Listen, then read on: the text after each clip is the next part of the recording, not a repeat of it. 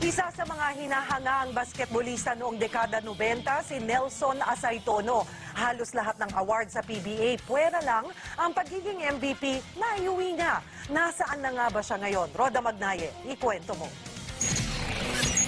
Probinsyano at Tubong Mindoro ang itinuturing na isa sa pinakamagaling na manlalaro ng PBA, si Nelson Asaytono. Nagsimulang mag-basketball si Nelson sa University of Manila bilang estudyante. Matalo ako sa UM tsaka nag-champion ng UM. Wow! 10 pesos lang. Taong 1989 nang makapasok siya sa Pure Foods. Dahil sa kanyang bilis, taas tumalon at lakas magdang, tinawag siyang The Bull. Kaya ang ilang PBA players asar daw sa paglalaro niya.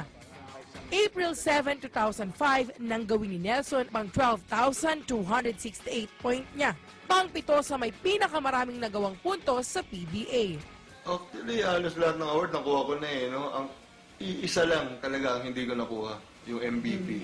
Sa paglipas ng panahon, tuluyang nagbago ang ikot ng bola sa buhay ni Nelson. Lalo na maghiwalay sila ng kanyang asawa. So, yun lang yung ano ko sa sarili ko na hindi nagkakaedad ako na hindi ako nakakabuo ng pamilya. Pero nandiyan yung mga bata, nandiyan din lang yan eh.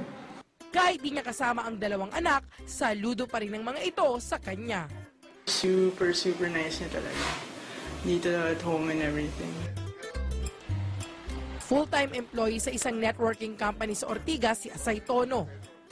Ang dating bad boy sa hardcourt, bumait at naging palakaibigan daw dahil sa uri ng trabaho niya ngayon.